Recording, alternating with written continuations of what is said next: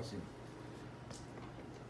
o jovem esquerdista pensa com o coração. O adulto esquerdista não pensa com o cérebro. Porque eu fico sempre tocando o samba de uma nota só, com absoluta certeza que ninguém vai entender a melodia.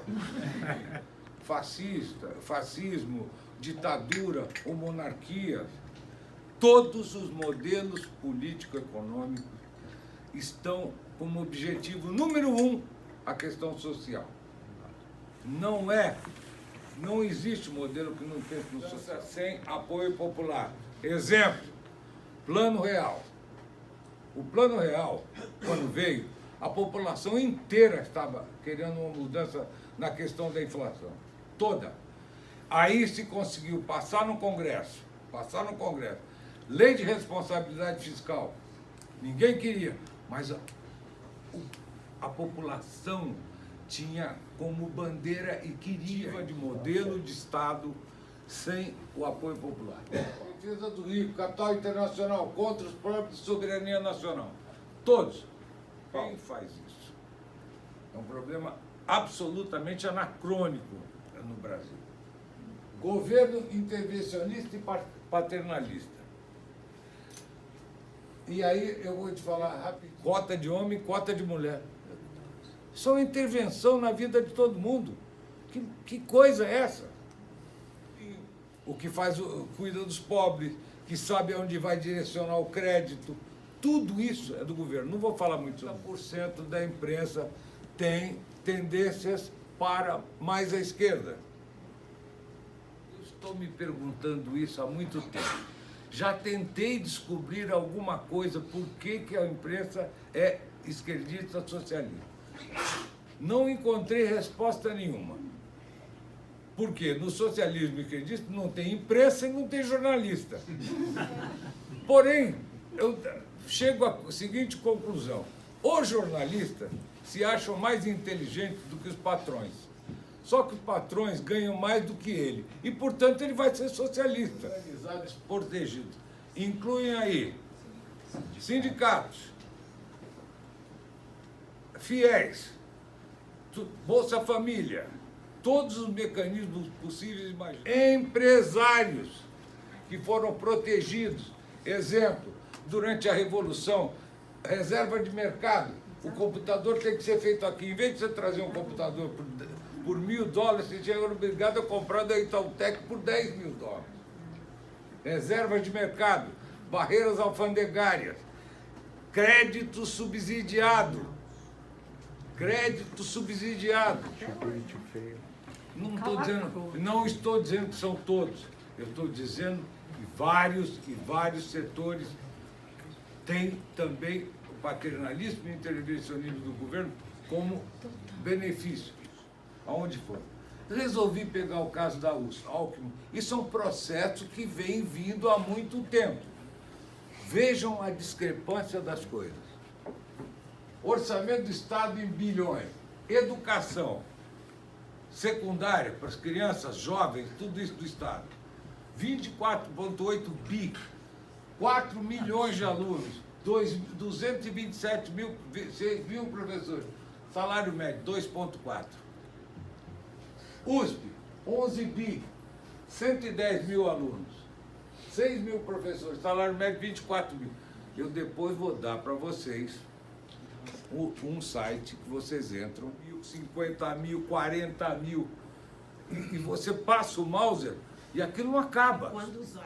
Eu não tenho nada... Não, desculpa, eu tenho sim contra o... Tenho. Contra o princípio. De graça.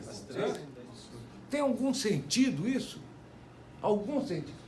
24, praticamente metade da educação, metade da saúde, saneamento para os ricos. Os pobres, que são os mais prejudicados com qualquer tipo de imposto. Não é justo socialmente. Zero. E quer mais uma espetacular? Cotas. O que faz o reitor da USP, falando com maior orgulho, o seguinte: nós temos hoje 30% de alunos que vêm da escola pública. Até 2021 vamos ter 50%. Vamos pegar 50% das vagas e direcionar para a escola pública. Ou seja, meritocracia, capacidade, zero para as pessoas. Os caras falam, estou sendo protegido. Me deram cota nas universidades públicas, de graça. E qual sacanagem, desculpa a palavra, sacanagem em cima disso dos governantes? Esconder o real problema, a qualidade de ensino da escola pública. A qualidade, fazem isso, se autodefendem, ser passado os critérios e o conceito. Na minha visão, pelo menos, esses protecionismos que se montam de empresário, de mais pobres, de tudo. É um plano de governo para se manter o poder sobre a sociedade. Poder qual?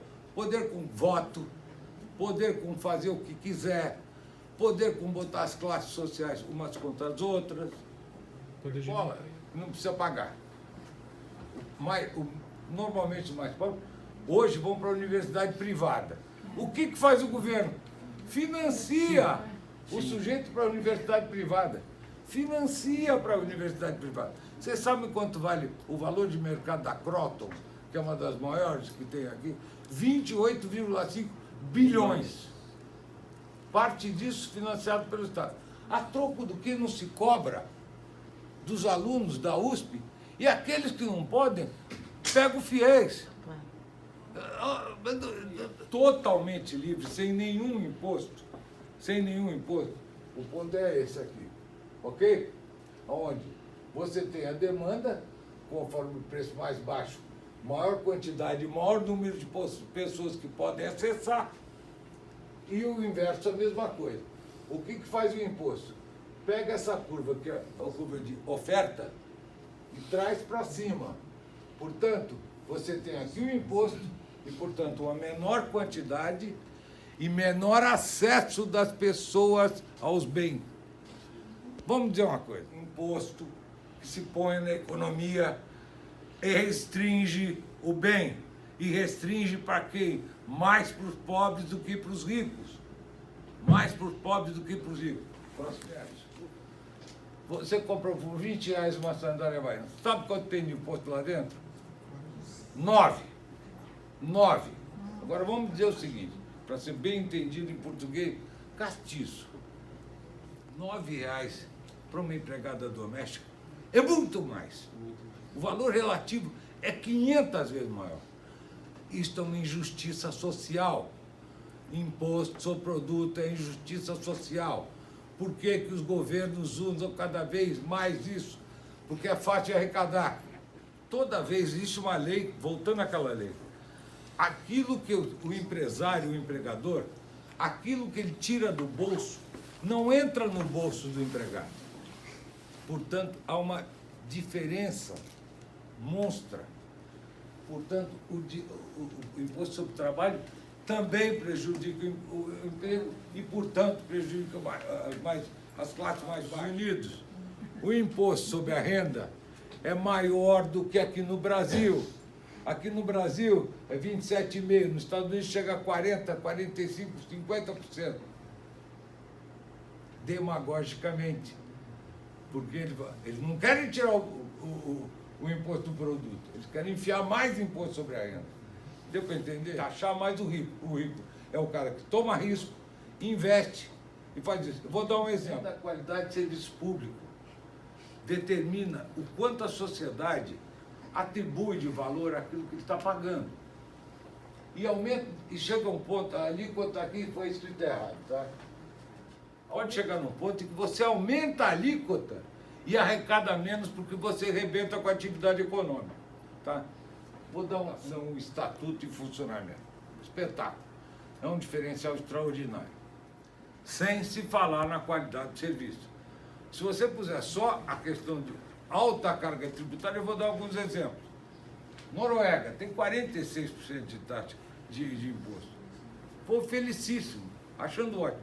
Claro que se você falar para qualquer pessoa na sociedade, vou diminuir o seu imposto, eles vão achar ótimo. Mas eles reconhecem o valor do serviço. Estágio de desenvolvimento econômico e social. Como um país como o nosso, o maior país em termos de recursos hídricos, um dos maiores, riqueza mineral, petróleo, minério, tudo. A área agricultável é uma das maiores do mundo, um clima maravilhoso, 7 quilômetros, não sei quantos quilômetros de costa, estágio, e de solavanco em solavanco. O modelo está errado. Essa é a divergência fundamental dos liberais com outros. É o método de você conseguir alcançar e ter consistência econômica. Se acharem capazes de estar rumo das coisas. Milton Friedman, um cara mais ou menos inteligente. Apesar de corporativismo. Nesse ponto aí, eu queria falar para vocês, vou dar um exemplo. Ele elegeu um presidente do Partido Trabalhista, que é exemplo do Partido Trabalhista da Inglaterra, também de tendências socialistas, supostamente socialistas. Liberou a economia inteira. Eu mandei um artigo para o... Não é ditador, não, democracia. Passou uma lei, acabou a renovação de carteira. A troco do que de 5 em 5 anos o governo precisa dizer para você, para mim, para você, que eu preciso usar óculos? Vocês acham isso? O que é isso? O que é isso? O negócio é o seguinte, muito bem, o senhor pegou o automóvel, matou um cara, e nós descobrimos que o senhor teria que usar óculos, está sem óculos, cana! Acabou. O departamento de trânsito, números mais ou menos esses, que tinham 27 mil, 2.700, hoje tem 27 funcionários. Todo o Brasil, de 5 em 5 anos, o papel é especial, o exame é uma porcaria. De 3 em 3. Nas últimas década e meia, foi totalmente falsa. Criou-se um mecanismo, através do governo e de suas estatais, para fazer investimentos gigantescos, junto com isso, mais gastos em planos, em benesses tipo FIES, tudo isso, tudo, BNDES, tudo, para criar um falso crescimento econômico. Olhem os números aqui, por favor. Somente da Petrobras, somente em máquinas e equipamentos. Não são todos os gastos, somente em gastos de equipamento. Chegou ao ponto de representar 3% do PIB brasileiro. Próximo. Isso aqui depois traz de 1985 a 2015. Largou de uma média de 7 bilhões de dólares por ano e chegou a 50 bilhões de dólares por ano. 50 bilhões de dólares. Isso é uma gasolina altamente inflamável para crescimento econômico. Altamente inflamável. Agora, como é que eles fizeram isso? Porque no gasto público, eles quebraram. Haja vista o que aconteceu com as contas públicas. E olha o que eles fizeram com a Petrobras. Esse é o endividamento acumulado, endividamento ano a ano da Petrobras. Em 2005 ela devia algo em torno de 17 bilhões de dólares. Olha quanto chegou. 137 bilhões de dólares em menos de uma década. Qualquer empresa privada no mundo quebraria. Qualquer empresa privada no mundo quebraria. Para se perpetuar no poder. Para isso. E quem pagou a conta foi a sociedade, principalmente os mais pobres. Se você depois for ver um índice de liberdade econômica, e você, do Heritage Institute, que é uma foundation, um tremendo negócio sério, você pega o Brasil, ano a ano, e você vê que ele sai do patamar relativamente baixo de liberdade, dá uma melhoradinha durante o governo do Fernando Henrique, lei de responsabilidade fiscal, algumas privatizações, a contragosto. Eu não acredito que o PSDB tenha. Isso é um crime que foi feito. Um tamanho de Estado extraordinário, onde a pança é enorme e as pernas são fininhas. 30% da verba era para administração e 30% para o final. Vocês acham que no Brasil não tem isso? Hoje mesmo, alguém viu o Fantástico ontem? Um vagabundo de um deputado gastou R$ 1.143 num restaurante para comer. Entender? Nós não vamos mudar nada. Zero. Desculpa a veemência, por favor. Eu não vou. Filho é o político. Mas quem corrompe é o rico. Não é o pobre que corrompe. E aí eu aproveitar para fazer uma primeira inserção do Roberto Campos aí sobre corrupção. A corrupção dos escândalos nacionais são o quê? Contratos com estatais e empresas de Estado. 20% é excesso de regulamentação. Compra-se e vende licença porque se regulamenta demais. 20% é o coeficiente de Macunaíma, da cultura nacional não ajeita. Por isso que a gente fica balançando de cima para baixo. Graves oscilações das contas públicas, todo mundo sabe. Repetidas crise econômica. Mas isso aqui que é o importante. Exclusão e pobreza. Mais um vídeo. Do que o desemprego. E os países bonzinhos, intervencionistas, assistencialistas e tal, como França, como a própria Alemanha, a França está com 13% de desempregados e a Alemanha com 11,8%, já chegou a 12% de desempregados. Eles têm exclusão. É a pior coisa do mundo. É um mau provedor social. Ele gasta cada vez mais e gasta mal. E é um péssimo empresário. Eu vou dar um exemplo típico. O petróleo está barato. Barato não tem negócio de barato ou caro. O preço do petróleo era X. O que faz a Petrobras? Investe em refinaria e praticamente zero em exploração. Grande estrategista. Em 1972, veio a primeira crise do petróleo. O preço subiu de $7 o barril para 9. Não. O Brasil e toda a população. Paternalistas e tudo isso não cabe. Outra crise é sempre culpa da crise externa, é multinacional, o banco sem vergonha, o empresário.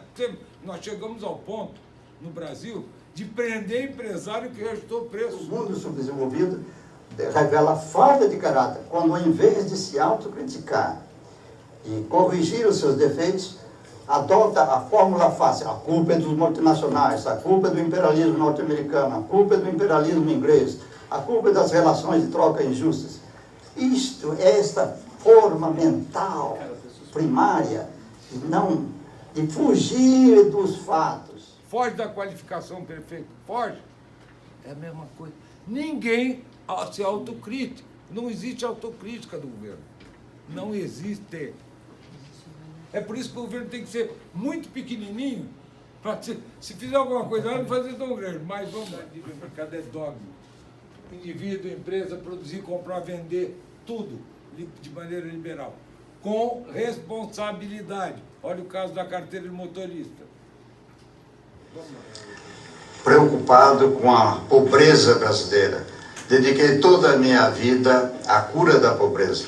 A única divergência que existe entre mim e os caridosos, os bonzinhos, é que eu acho que o mercado é a grande solução para a pobreza.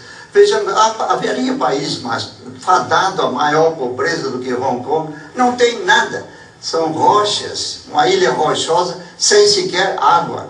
Hoje, Hong Kong tem uma renda por habitante superior da Inglaterra, a potência imperialista metropolitana colonizou. O mercado é o maior criador de riquezas. A minha divergência com vários esquerdosos brasileiros é que eles têm a obsessão de distribuir pobreza. Você tem que ter certa consideração com os elementos capazes de criar riqueza. O respeito ao criador da riqueza é o começo da solução da pobreza. Pobreza brasileira, dediquei 50 anos da minha vida ao combate à pobreza. Sabe um negócio sensacional? Sabe como é que... Divergências sociais, através do livre mercado. Chegaremos lá. Isso aí. Você vai ver. Por isso que existe pobres, mais necessitados, esse sim. O resto vem junto. Qualidade. Vou falar uma coisa importante. Eu conversei com o meu neurologista, um médico meu. Acontece que o método de desenvolvimento do QI está relacionado com a educação. Educação. O que faz a nossa escola básica aqui?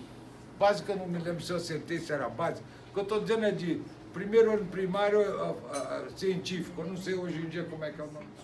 Consegue fazer uma desigualdade brutal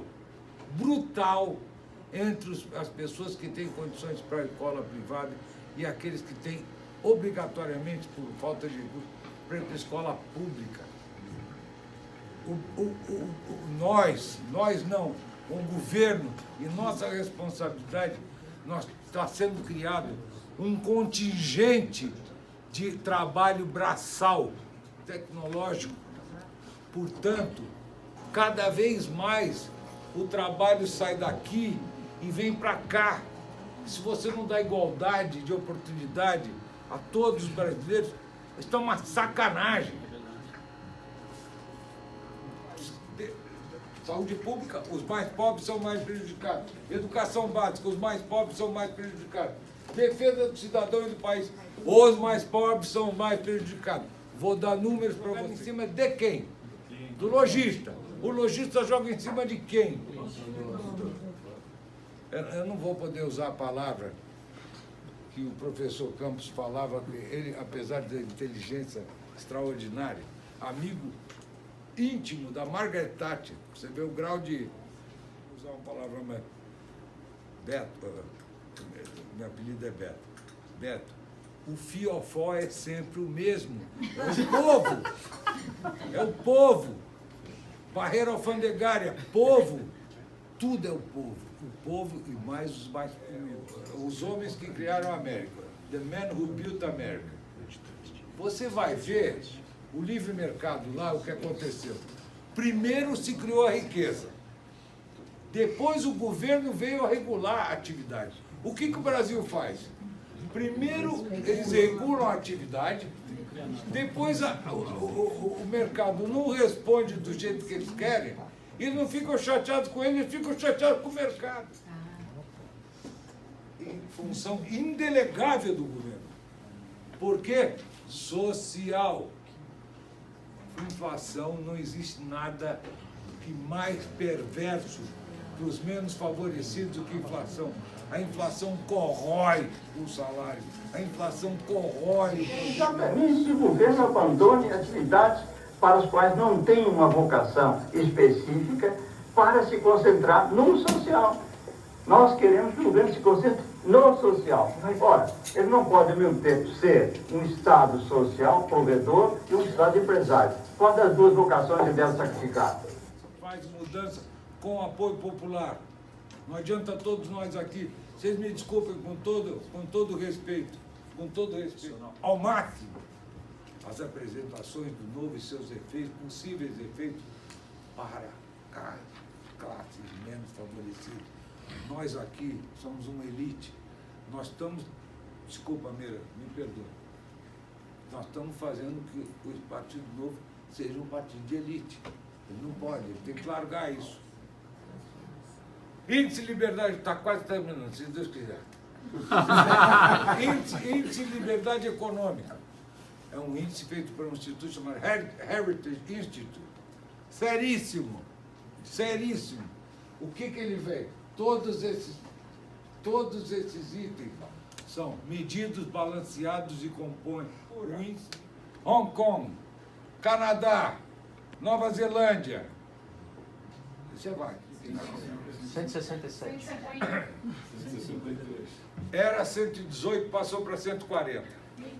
Junto com Zimbábue e outras coisas. O tamanho do Estado ficou tão inchado que acabou levando. Aqui, menos livres e mais livres. Onde está o Próximo. Onde está o Brasil? Não, volta. Mas o empreendedorismo aparece. É crescente, tá dando, deu para entender? Claro. Próximo, coincidência.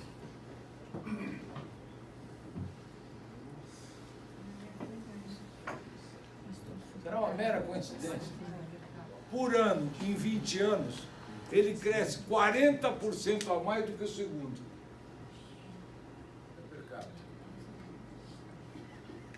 Próximo. Olha o índice de desemprego. Aqui é a metade mais livre é a metade menos livre, ok? Olha a tendência. Não. O Chile fez a modernização total da economia, sou completamente contra. Completamente contra. O Pinochet, extrema e pobreza moderada.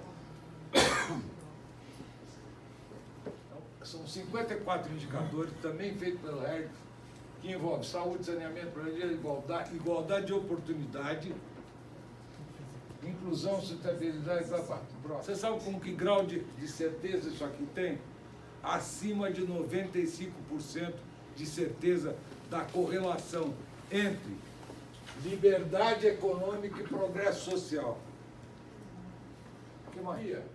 Maior índice de corrupção. Óbvio, licença, aqui tudo é a demagogia que existe na distribuição de renda. Tirar dos ricos para dar para os pobres. O que faz o governo? Tira dos ricos, não. Ele tira de todos. Ele fala que tira dos ricos. Esse é o discurso dele. Mas é mentira. Ele tira de todos e tira em peso, o peso relativo dos pobres é muito maior do que dos ricos. Mas a música é essa. A distribuição de renda defendida pelos liberais. A distribuição de renda consistente vem de educação básica de qualidade, oportunidade igual para todos. Segundo, emprego, empreendedorismo. As pessoas, hoje, eu vou contar uma história para vocês. Os Estados Unidos esconde a submiséria. É o seguinte, o povo americano, em função da educação que tem, não admite fazer certos serviços. Então, os Estados Unidos abre a fronteira para todas essas pessoas que vão lá correndo, porque nos países estão muito piores, e fazem as atitudes. O que é subemprego? Ao contrário, ele está dando riqueza a quem não tem. E vê qual o número de pessoas que tem aqui e divide. Tá? Aí fala, tem 1 milhão de pessoas. E no 10% mais rico, quantas pessoas tem? Essa é a distribuição de renda estatística. Estou falando de uma maneira simples. Distribuição de renda. Perfeitamente, perfeitamente. Só que vê a renda per capita dos 10% menores. Comparado com outro. Veja bem a distribuição de renda. Estamos melhorando a distribuição de renda no Brasil. Qual é a renda per capita dos 10% mais pobres? Péssimo. Zero. Nos Estados Unidos são 11 mil dólares. Não, 11 não, desculpa. Tem aí em algum lugar. 30. 30 e tantos. Tem mais 4 minutinhos. Vai acabar mesmo. O transatlântico e o barquinho sobem junto. Quando desce a maré, os dois descem também. Esse é o princípio do liberal. Todos ganharem, todos lucrarem, todos. Não existe com aquela bendita impregnada na cabeça do brasileiro, aquela sacanagem, quer dizer, se este princípio pudesse ser entendido pela sociedade, não por nós, Meira, mas pelo povo, sindicalista, chama, deixa gritar. Se esse negócio é entendido, próximo, vale de classes, pobre contra rico, quanto você quebra. Quantas vezes vocês viram manifestações nos Estados Unidos, ou na Nova Zelândia, ou na Inglaterra, ou em qualquer coisa de rico contra pobre? Você vê direitos humanos, racismo, feminismo, tudo quanto é ismo tem. Mas você vê como criticar. A vantagem enorme do liberalismo é que ele consegue conciliar 3 coisas que não são tão fáceis de conciliar. Não conciliar perfeitamente, mas conciliar em dose razoável, que são eficiência econômica, liberdade política e equidade social. Pronto. É isso, rapaz. Isso. Você viu ele falar alguma coisa de riqueza? Não. equidade social. O liberalismo foi feito para isso, só que todo mundo junto. Acabou. Muito obrigado.